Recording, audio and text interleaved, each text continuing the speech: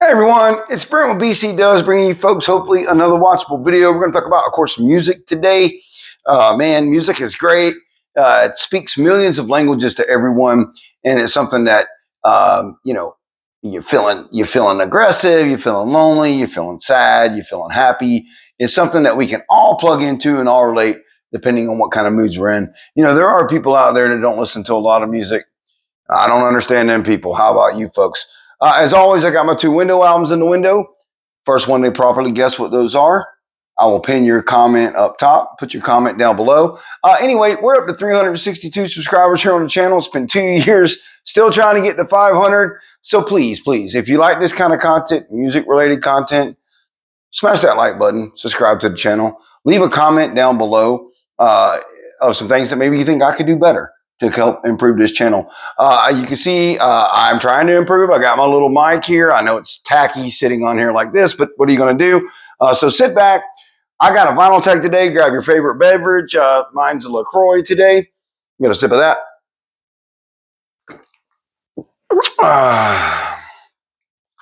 As always, we're listening to music in the background. Today is no different. We're listening to Bullet for My Valentine on CD. I can hear it. You can't. Don't want to copyright. But we're going to talk about a vinyl tag today. I haven't done a vinyl tag in a while. Last year was the last time I did a vinyl tag. I got a list of about 10, maybe 15 questions here that we're going to go over in this vinyl tag. I will pin, or not pin, but I will list the questions down in the description of this video so that maybe, hopefully, other people can do the same vinyl tag and I can see your videos later down the road. But without further ado, let's get right into it. I got my trusty notebook here, the questions I wrote down, and we're going to get right into this 2025 summer vinyl tag. And the first question I got is, what's the oldest record that you still have in your collection that is still sealed? Not that the shrink has been cut, but it's still completely sealed. And mine is Blue Oyster Cult Agents of Fortune. You can see it's an original copy on that Columbia logo there, still sealed. It's never been taken out of the shrink, and it still has the, 99-cent sticker on there. That had been a misprint. But yeah, from Vinyl Fever. Let me know in the comments down below if anybody ever remembers a Vinyl Fever store. But this is the oldest record I still have sealed. Lucky to have this in my collection.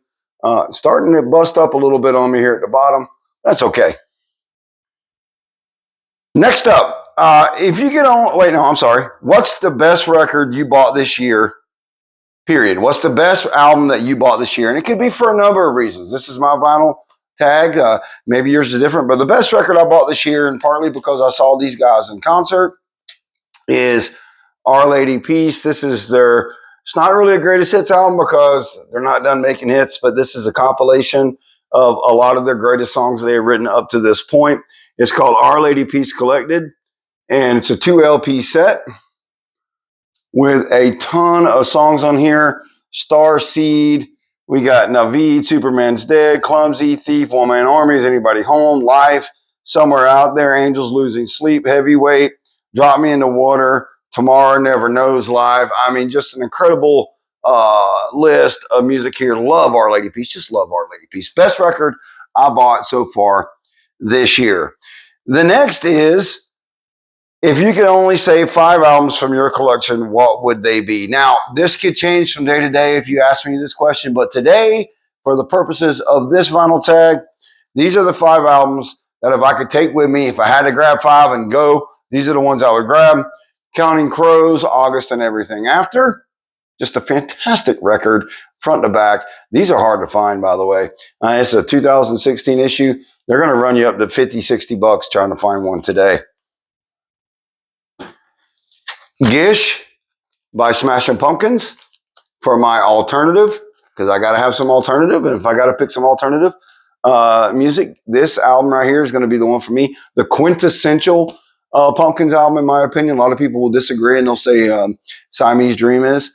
But no, Gish is to me. When I think of Smashing Pumpkins, I think Gish. You know what? I do need a copy of Adore, which is their 4th effort. I think 1999 that came out. And I'm looking for the box set of Melancholy and the Infinite Sadness. I had my hands on one about 2 years ago at Books A Million. They wanted $90, I think, or so for it. It was 3 or 4 LPs in there on colored vinyl. Every LP was a different color.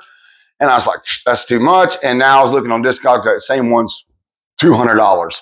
So the moral to the story is if you're out hunting and you think it's a good deal, you should probably go ahead and grab it, because once these records, even if they're reissues, go out of print, they tend to shoot through the roof. And I know that Discogs isn't the be all end all on pricing, but it's a good indicator of what stuff's going for. Second album I would have to grab, if I could only grab 5, is Metallica Ride the Lightning for my metal fix. So we have my what was that? Oh my gosh, Counting Crows, August and Everything After. We have Metallica for the metal. This is their best album. I don't care what anybody says. You can say Master of Puppets all you want, but this is their best album. And we have Gish for our alternative. For our Canadian brethren out there, we have Our Lady Peace Clumsy, their second effort. I would say Navid, but I don't have a copy of Navid on vinyl. I'll look to change that soon. But this is Our Lady Peace on Clumsy. This is a really cool record too, by the way. I'll show you guys. This is a music on vinyl. I think it's a 2016 reissue. And just look at that. It's a black and white swirl. I have not seen a lot of these out in the wild. Matter of fact, this one was limited to 500 copies. They only made 500 copies of this. I got this way back in the day at Books A Million. 500 copies. Music on vinyl. Clumsy. Love this record here. Love this record. For my grunge of 5 albums I can't live without, if I can only take 5, is Alice in Chains Dirt. It's a toss-up between this and self-titled, but Dirt, with Wood and Sick Man Rooster, Hate to Feel, all the greats. It's a fantastic record. I wore this out when I was in high school, man. Got to take this with me if I can only take 5. So that's my 5 albums that if I had to grab, and I got a ton, like I said, this could change at any time. So we have August and Everything After, we have Our Lady Peace Clumsy, we have Metallica Ride the Lightning, we have Alice in Chains Dirt, and what was the other one there? Oh, Gish by Smashing Pumpkins. I hope you can see how eclectic that is, depending on the mood. I don't want to listen to alternative all day long, every day. I like to mix it up with a little metal, maybe, something a little low and slow, like, Counting Crows, but those are the 5 I would grab. Next up on my list is show an album in your collection. Show an album cover in your collection that you think is a work of art. Well, I don't know, but this is probably one of the coolest album covers that I have in my collection. This is an original copy of Budgie Bandoler, and it's hand drawn.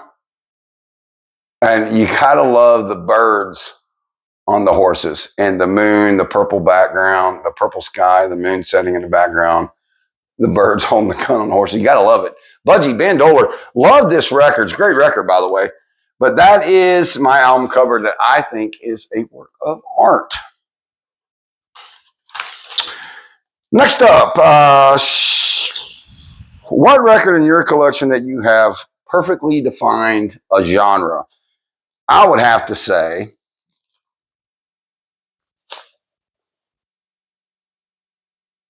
Cinderella. This is an original copy of Cinderella Night Songs. Tell me that don't define hair metal. And the name Cinderella.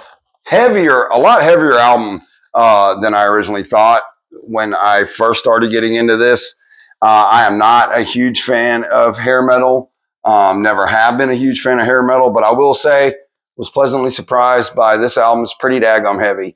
It's a great record too, by the way. Cinderella, an album that defined a genre. Show a record in your collection with a great hype sticker still on the sleeve. I don't have a lot of old albums that still have the hype sticker, so we're going to go with Metallica Load with that historic silver hype sticker that they have there. And the load remastered now on 180 gram vinyl, over 79 minutes of music remastered. Includes original cuts, extended cuts, featuring Until It Sleeps, Here of the Day, King Nothing, and Mama Said. Just a all out crazy hype sticker on this record. Like I said, I don't have a lot of older albums that still have the hype stickers. Let me know in your vinyl tag which ones you have. Next up, what is your favorite guilty pleasure record? This was easy for me.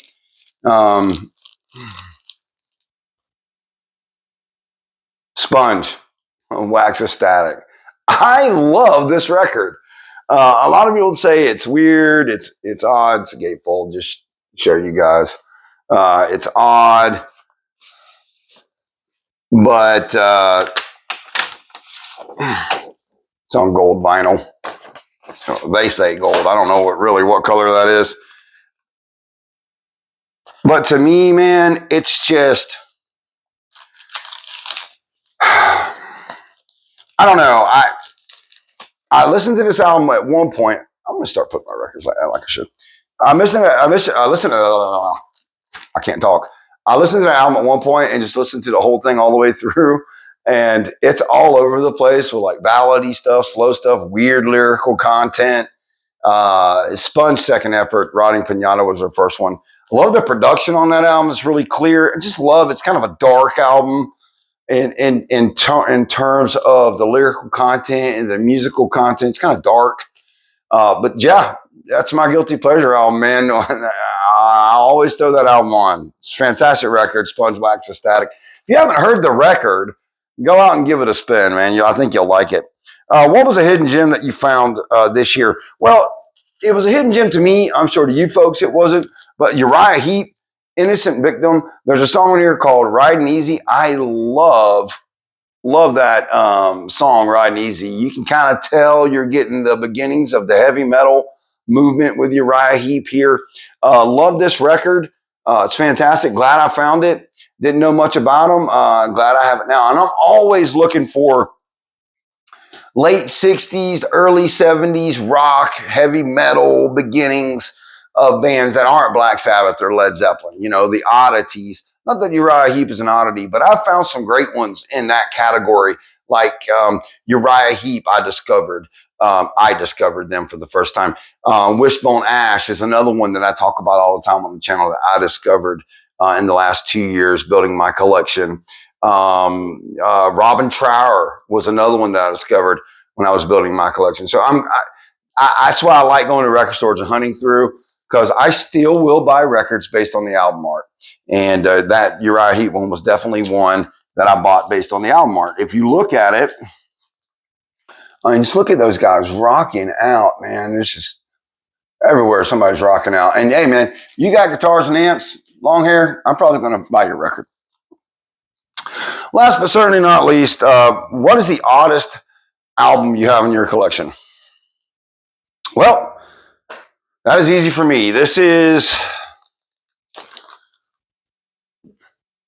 the Batman NES soundtrack released on Subcon. Definitely the oddest album I have in my collection. One of the most expensive albums I have in my collection as well. Take a look at the vinyl. It's on a really dark purple vinyl. You got Batman there on that side, and of course the Joker on that side. Pairs great with the NES game. It is the 8-bit music from the NES game, so exactly what you're thinking is exactly what it is. As a matter of fact, that's just a zoomed in 8-bit, pixelated 8-bit from the game. Yeah, man, that's the oddest album I have in my collection.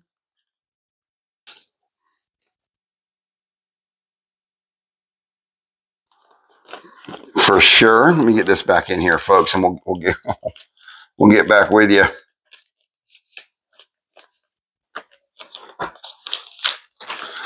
Yeah. Absolutely 100% the oddest album I have in my collection. What's your oddest album you have in your collection? Anyway, thanks for watching. I appreciate you guys staying for the whole video. If you have stayed for the whole video and you've enjoyed this type of content, please smash that like button. subscribe to the channel. Like I said, we're trying to get to 500. I believe that once I can get to that 500 mark, things will really start rolling here. But anyway, look for more videos coming soon. I got some newer pickups. I've got some albums on the way. You guys have heard me talk about Dylan from Noble Records on the channel before. I did just purchase. He repressed Randy Holden 2, Population 2, and I did just buy that on a repress from him. So that should be coming soon. And I just bought a couple of albums on Whatnot, a clean, still with the hype sticker, copy of Boston's first record. I'm glad to be adding that in my collection. But thanks so much for watching. We will see you on the next one.